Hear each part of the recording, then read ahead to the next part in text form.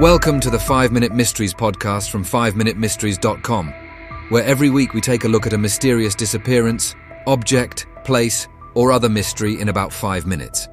If you enjoy the show and would like to support us, please consider buying us a coffee.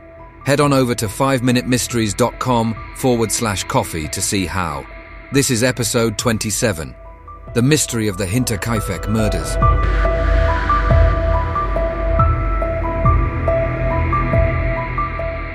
The Hinterkaifeck murders remain one of the most chilling and perplexing unsolved crimes in German history.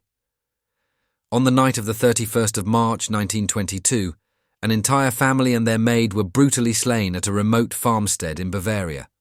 The crime was so disturbing that it continues to capture the imagination of investigators, historians, and true crime enthusiasts a century later.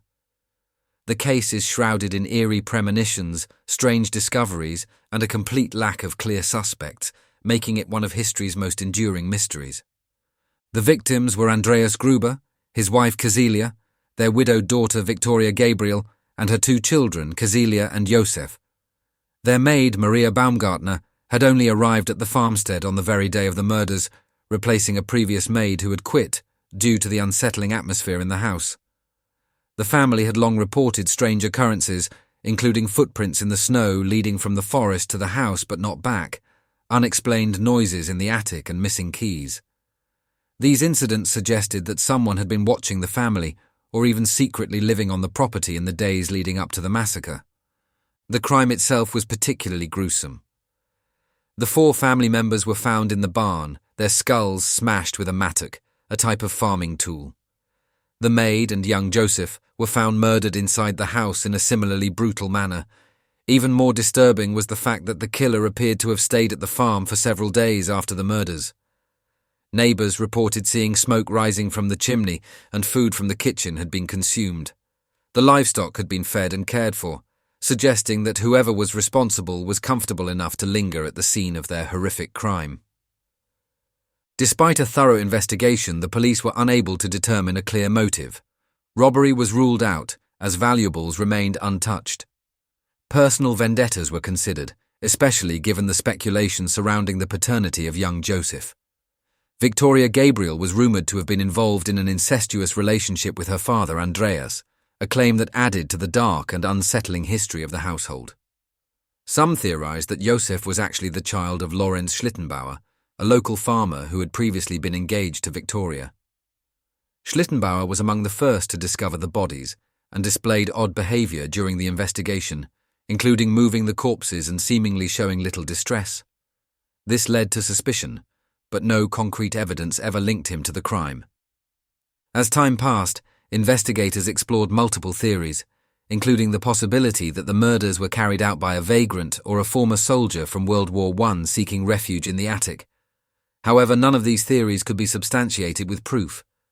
The brutality and precision of the killings suggested that the perpetrator was either extremely familiar with the farm or had observed the family for an extended period before carrying out the attack. Adding to the mystery, the crime scene was not properly preserved. The bodies were not examined thoroughly before their burial, and crucial evidence was lost due to mishandling. In a baffling decision, the victims' heads were removed and sent to Munich for forensic analysis.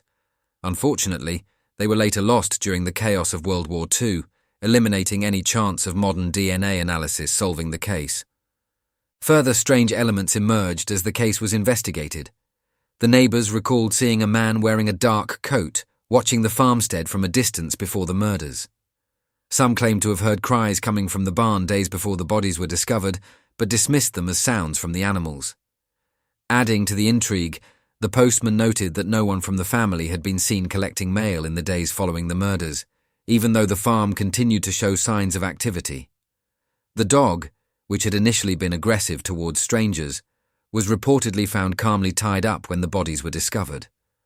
The eerie nature of the crime, coupled with the inexplicable circumstances surrounding it, has led to numerous speculative theories over the years.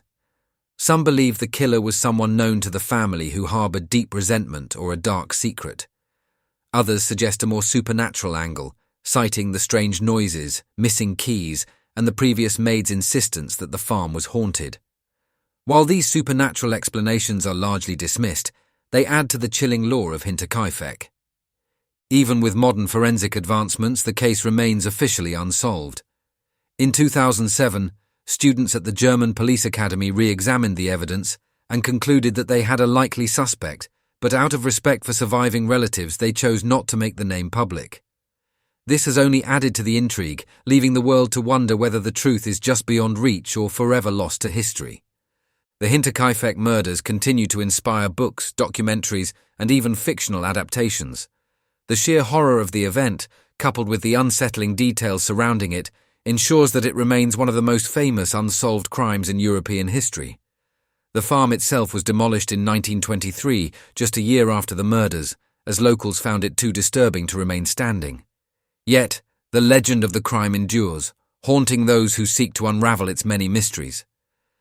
The site where the farm once stood has become a place of pilgrimage for true crime enthusiasts, with visitors leaving flowers and tributes to the victims, hoping that one day new evidence might emerge to bring closure to one of Germany's most haunting murder cases. I hope you enjoyed that episode of the 5-Minute Mysteries podcast from 5minutemysteries.com. If you did, why not leave us a review wherever you get your podcasts? And don't forget to subscribe so you don't miss any future episodes. If you would like to support us more directly, please consider buying us a coffee. Head on over to 5minutemysteries.com/coffee to see how. Also, please check out our other 5-minute podcasts. You will find them all at 5minuteproductions.com. Thanks for listening, and I'll see you next time.